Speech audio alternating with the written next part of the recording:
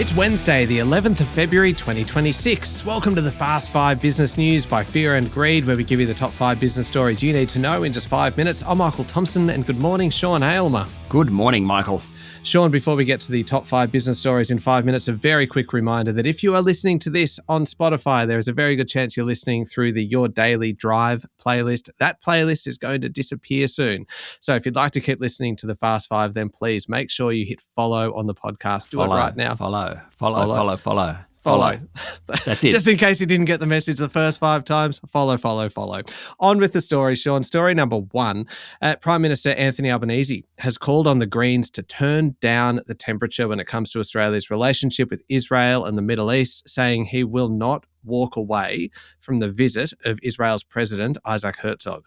The PM also called for more nuance in the debate over conflict in the Middle East. He said discussion wasn't helped by people thinking they had to totally support one side or the other, comparing the debate to a football game.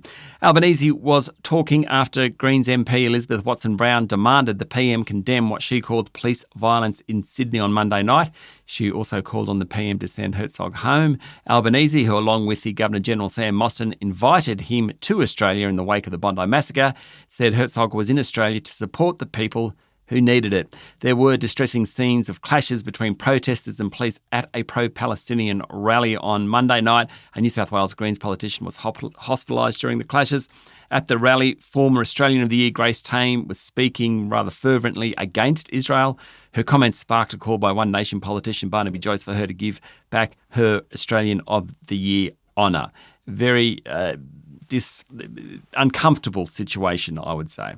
Yeah, I think that's fair. And the Greens have really been the focus of the political debate, particularly given the Coalition and the ALP both support Herzog's visit. Away from that story, Sean, the Liberal Party is continuing to struggle. There was no leadership spill yesterday. That does not mean at all that there will not be one today, because Susan Lee's hold on the top job is, you've got to say, tenuous at best, right? At best. Angus Taylor's the option for the Libs, but some commentators are saying he doesn't actually want it yet.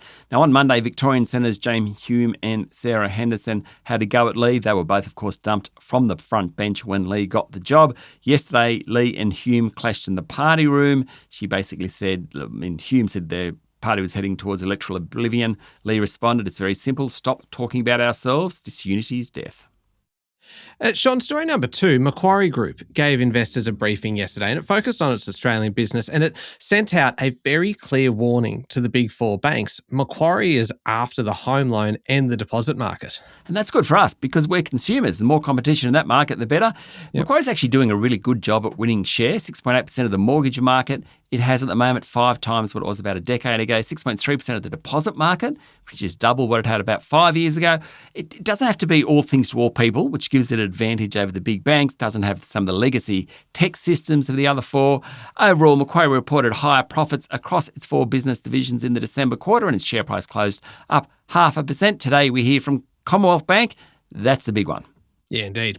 Story number 3, Australia's Privacy Commissioner is looking into whether cars with internet connections, Sean, are spying on their drivers. Yeah, the pretense is that this is bad. Maybe it's a good thing. The Commissioner has launched investigations into 2 car makers over potential breaches of privacy laws.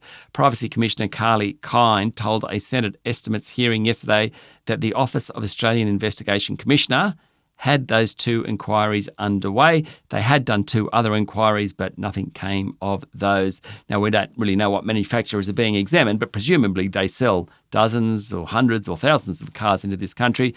Most new vehicles are connected to the internet with built-in modems or paired with mobile phones to provide services such as navigation. That's what the Privacy Commissioner is worried about.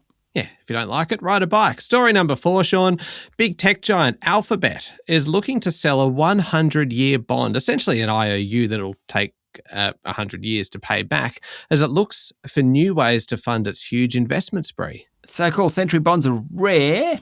Not surprisingly, I suppose. According to the FT, bonds will be issued in pound sterling, US dollars and Swiss francs. Century bonds are long-term borrowing at its most extreme, highly unusual, normally only occur when interest rates are really low, normally by countries. So Austria and Argentina both did them in the last 20 years.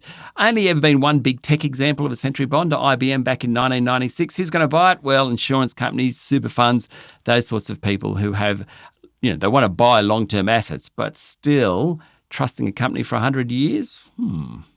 Yeah, especially in an industry like tech where things do change, Sean. Okay, last one. Story number 5. The medals being handed out at the Winter Olympics in Italy are the most valuable ever awarded in the history of the Games. And obviously, it is thanks to the surging gold and silver prices. That's right. 700 gold, silver and bronze medal will be presented in events from skiing to ice hockey to curling, personal favourite.